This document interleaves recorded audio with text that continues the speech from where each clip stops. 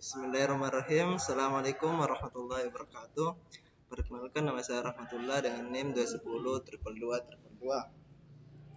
Di sini saya akan mempresentasikan materi yaitu pengenalan pemerintahan digital. Pemerintahan digital adalah paradigma baru dalam pelayanan publik yang dimanfaatkan teknologi digital untuk meningkatkan efisien, transparansi, dan keterlibatan warga negara. Ini mencakup penggunaan platform online, aplikasi, dan perangkat digital untuk menyediakan pelayanan pemerintah yang lebih cepat, mudah diakses, dan berpusat pada pengguna. Adapun yang pertama itu prinsip pendekatan yang berpusat pada pengguna. Yang pertama itu memahami kebutuhan pengguna, fokus pada memahami dan memenuhi kebutuhan masyarakat, bukan hanya memaksakan solusi teknologi.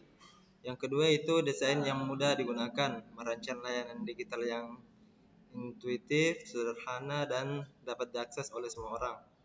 Yang ketiga, prinsip ini keterlibatan pengguna. Prinsip ini menekankan pentingnya melibatkan pengguna dalam setiap tahapan pembuatan dan implementasi kebijakan pemerintah digital. Keterlibatan pengguna memungkinkan pemerintah untuk memahami kebutuhan dan harapan hingga kebijakan yang dihasilkan dapat lebih sesuai dengan kebutuhan nyata.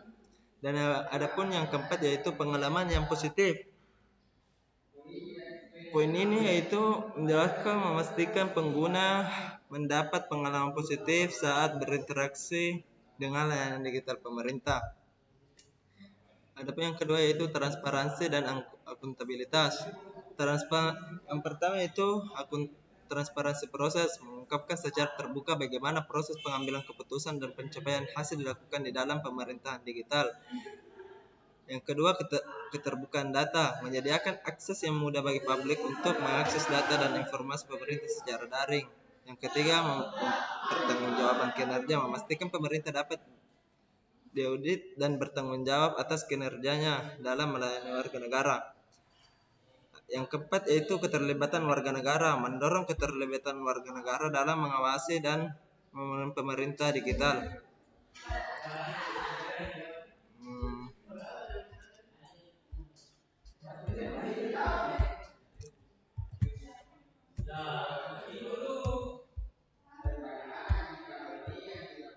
Adapun yang ketiga yaitu prinsip interoperabilitas dan integrasi. Kolaborasi antar sistem yaitu memastikan sistem digital pemerintah dapat saling terhubung dan bertukar data secara lancar, memungkinkan layanan yang terintegrasi. Yang kedua yaitu standar teknologi terbuka, mengadopsi standar teknologi terbuka dan berbagi antarmuka yang jelas, mendorong inovasi dan menghindari vendor login. Yang ketiga itu interaksi data, mengintegrasikan data dari berbagai sumber untuk memberikan gambaran komprehensif dan membuat keputusan yang lebih inovatif. Yang keempat yaitu ekosistem digital yang inklusif, membangun ekosistem digital pemerintah yang sinergis di mana sistem aplikasi dan layanan saling melengkapi. Yang keempat yaitu pengambilan keputusan berbasis data. Yang pertama, analisis data komprehensif, mengumpulkan, mengintegrasikan, dan menganalisis data dari berbagai sumber untuk mendapatkan wawasan yang dalam dan informasi yang akurat. Yang kedua, pemodelan dan simulasi, menggunakan alat analitik canggih untuk memprediksi dampak kebijakan dan mengoptimalkan proses pengambilan keputusan. Yang ketiga, pemanfaatan kecerdasan buatan, menerapkan teknologi kecerdasan buatan dan mempelajari mesin untuk mengidentifikasi tren, pola, dan wawasan tersembunyi dalam data. Yang keempat yaitu adapun budaya berbasis bukti, menanamkan budaya di mana keputusan didasarkan pada fakta dan data yang akurat, bukan asumsi atau intuisi semata. Yang kelima yaitu keamanan siber dan privasi, perlindungan infrastruktur digital. Perlindungan infrastruktur digital ini memastikan keamanan sistem dan jaringan pemerintah dari ancaman siber seperti serangan protes, malware, dan peretasan data. Adapun manajemen risiko siber menerapkan proses manajemen risiko yang komprehensif untuk mengidentifikasi, menilai, dan mengurangi risiko keamanan siber secara proaktif. Adapun perlindungan data pribadi menjaga privasi dan keamanan data pribadi warga negara dengan menerapkan kebijakan dan praktik perlindungan data yang ketat. Terus kesadaran dan pelatihan meningkatkan kesadaran dan kompetensi pegawai pemerintah dalam mengelola keamanan siber dan privasi data. Yang keenam yaitu pengembangan engine dan iteratif. Pengembangan terhadap memecah proses menjadi terhadap kecil yang dapat diukur dan diuji memungkinkan penyelesaian yang cepat berdasarkan umpan balik. Kolaboratif yang erat mendorong tim lintas fungsi untuk bekerja sama erat, menghasilkan solusi yang lebih baik dan mengantisipasi perubahan umpan balik. Dan yang ketiga itu adapun umpan balik pengguna, melibatkan pengguna secara terus-menerus untuk mendapatkan masukan dan menyempurnakan keberlanjutan atas layanan. Yang keempat itu adaptasi yang cepat, menyesuaikan arah, prioritas, dan desain proyek secara cepat berdasarkan pembelajaran dan perubahan kebutuhan.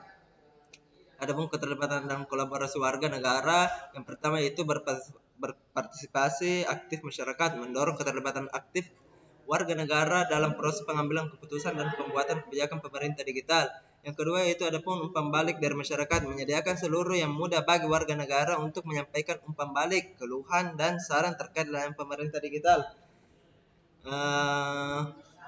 Yang ketiga itu CEO kreasi solusi, melibatkan masyarakat dalam proses perancangan dan pengembangan solusi digital pemerintah, memanfaatkan kreativitas dan keahlian mereka. Yang keempat yaitu kemitraan strategis, membangun kemitraan dengan organisasi masyarakat sipil, sektor swasta, dan akademisi untuk memperkaya sistem pemerintahan digital. Adapun skalabilitas dan keberlanjutan. Yang pertama itu dijelaskan skalabilitas infrastruktur, membangun infrastruktur digital pemerintah yang dapat dengan mudah tingkatkan dan memperluas untuk memenuhi kebutuhan yang terus berkembang. Yang kedua itu ada inovasi berkelanjutan, mendorong budaya inovasi terus-menerus untuk mengembangkan solusi digital baru yang dapat beradaptasi dengan perubahan kebutuhan dan teknologi. Adapun investasi berkelanjutan yaitu mengalokasikan sumber daya yang memadai untuk pemeliharaan, peningkatan, dan pengembangan lebih lanjut dari layanan digital pemerintah. Yang keempat yaitu adalah ada ketahanan sistem, merancang sistem digital pemerintah yang tangguh dan andal, mampu pulih dengan cepat dari penggunaan atau kegagalan. Adapun untuk merangkul masa depan pemerintah digital, perjalanan menuju pemerintah digital yang matang memerlukan komitmen berkelanjutan dan adaptasi terus-menerus dengan menerapkan prinsip-prinsip yang kuat. Indonesia dapat mewujudkan ekosistem pemerintahan yang lebih efisien, transparan, dan berbuat pada wawasan.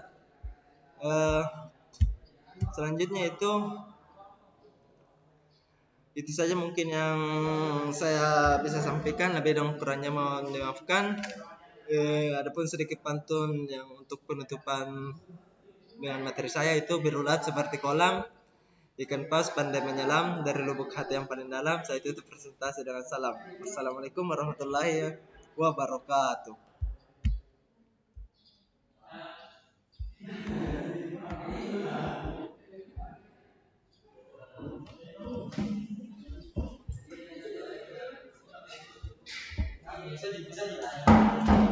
Bisa diputus gitu kan.